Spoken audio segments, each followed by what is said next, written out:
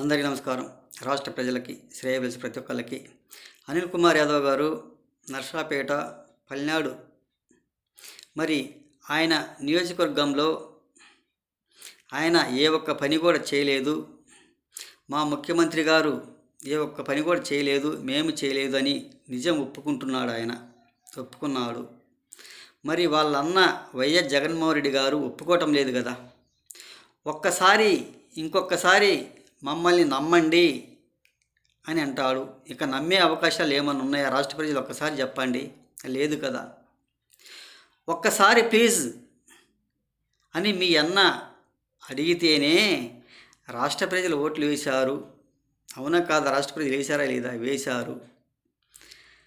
మరి ఈ జగన్మోహన్ రెడ్డి గారు అడిగితే నమ్మే అవకాశం లేదు. నమ్మరుగాక నమ్మరు. అవునా కాదా? 5 సంవత్సరాలు పరిపాలన ఆయన చేతిలో పెట్టారు. ఏ ఒక్క పనికైనా సరిగ్గా చేయలేదు. రాష్ట్ర అభివృద్ధి కానీ, సంక్షేమం గురించి కానీ, వృద్ధా పెన్షన్ల గురించి కానీ ఏ ఒక్కరికైనా సరిగ్గా అందించిన వ్యక్తి కానే కాదు కదా. ఈరోజు మమ్మల్ని నమ్మండి, ఇంకొకసారి అవకాశం ఇవ్వండి అంటే అవకాశం ఇచ్చారా? ఇవ్వరు కదా.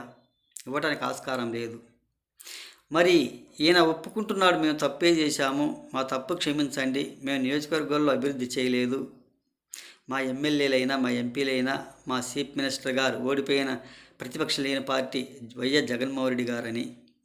మరి ఈయన ఒప్పుకున్నట్టు ఆయన ఎందుకు ఒప్పుకోవటం లేదు? ఆయన ఒప్పుకోడు. మేమంతా కరెక్ట్ చేశాము, మా కోట్లు వేయలేదని అని అంటాడు.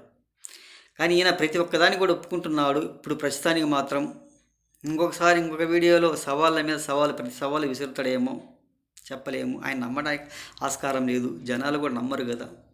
ఒక్కసారి చెప్పండి ప్లీజ్, ఒక్క ఛాన్స్ ఇవ్వండి మాకు, ఒక అవకాశం ఇవ్వండి మాకు అని అన్నారు. చేత కానీ ఆయనకు రాష్ట్ర అభివృద్ధి కానీ, రాష్ట్ర ప్రజలకు మంచి చేయటం కానీ చేత కాలేదు. చేతగాక 11 సీట్లకు పరిమితం అయిపోయారు.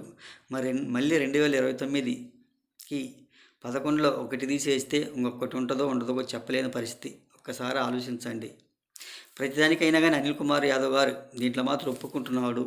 మేము తప్పే చేసాం, మాకు చేత కాలేదు, మేము చేయటానికి చేత కాలేదు, సవాళ్ళ మీద సవాలు, ప్రతి సవాలు విసిరాము, కానీ రాష్ట్ర ప్రజలకు మంచి చేయలేదు, రాష్ట్ర రాజధాని చేయలేకపోయాము, 3 ముక్కలు చేశాము, ఏ ఒక్కడికైనా మంచి చేసిన వ్యక్తులను కాదని చెప్తున్నారు.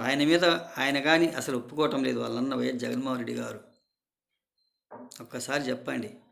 ఒక్క ఛాన్స్ అని అడిగారు. ఒక్క ఛాన్స్ ఇచ్చినందుకు అభివృద్ధి చేత కాలేదు, పనులు చేత కాలేదు అని తెలియజేస్తూ, మరి ఈయన ఒప్పుకుంటున్నట్టు ఆయన కూడా ఒప్పుకోవాలి కదా, ఒప్పుకోవటం లేదు కదా అని తెలియజేస్తూ ప్రతి ఒక్కళ్ళకి హృదయపూర్వక ధన్యవాదాలు.